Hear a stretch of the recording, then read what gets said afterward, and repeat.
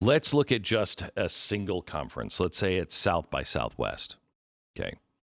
A single conference where people have bought their tickets, they've got the airline, everything else. Thousands of people are coming. Each of those presenters, each of those companies that put on conferences like this have put millions of dollars into it. Conferences aren't cheap.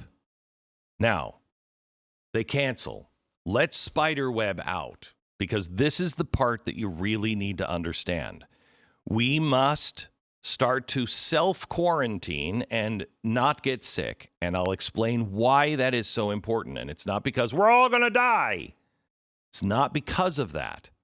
There's another reason. I'm going to go into this on Wednesday, on our Wednesday night special. It's critical that you understand what is happening and why we're having to quarantine ourselves. Now, spiderweb, we can't go to a conference, just this one.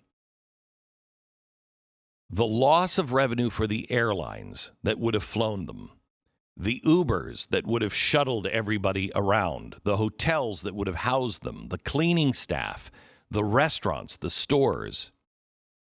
Then back to the conference. How about the shipping companies, the facility providers, the catering, the staffing, the local rental companies, the sound and lights, the security, all of the Ubers that would have taken those people around. That's not even counting the tax revenue that is now lost by the city.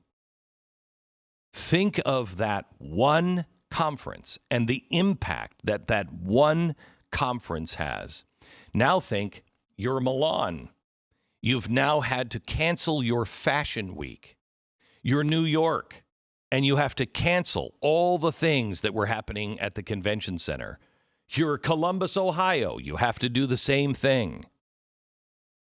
There are millions of these things that are quickly going to be canceled and are going to be part of our new normal. The reason why it took us so long to cancel our cruise, everybody was like, we got to cancel that. We got to cancel that. And I kept saying, relax. The answer is going to become very clear. Over the weekend, we canceled last week. Listen to all of the details. Please do not take any of the details I'm giving you here. You can get them all from Cruise Builder if you were on that cruise. We're going to reschedule, et cetera, et cetera. But just this weekend, the State Department came out and said, you shouldn't be on a cruise. Okay? Nobody wants to cancel these things because you don't, A, want to panic. You also, B, don't want to be on the cutting edge of freaking out, so everybody freaks out. At the same time, you also don't want to be the one who's sending people on to a ship or to a convention and somebody gets sick.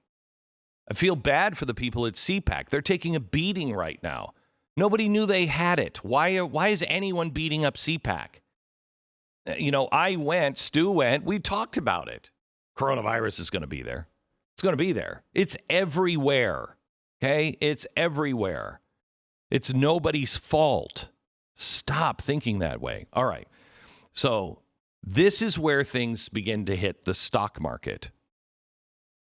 Now, how much is this costing you personally? Do you want to look at your 401k? Because I can guarantee your 401k is down. The stock market hasn't even opened yet. It opens in 5 minutes, and it's down 1,255. 1,200 points, and it's not even open. And we're at the beginning of this. People don't understand what's coming. So, do you get out of the stock market now? See, the problem is, where do you pick it up again? Where's bottom? Because this isn't bottom. So do you panic and get out now if you're still in? How much have you lost? You've lost today at the opening bell. You will lose another 5%. So where's the bottom? And how fast does this turn around? Because it all turns around the minute a vaccine is found and we can immunize people. We're still going to have bumps in the road because of all of the things that have already been canceled, but it all turns around. We tend as Americans to do the stupid thing. We buy Bitcoin when it's high. We buy stocks when they're high. We buy houses when they're high. We don't buy things when they're low. That's when you're supposed to buy things. There's a normalcy bias that happens. So now, what do? What's coming our way? What are the opportunities and what are the real costs that are coming? How does this all play out in your life?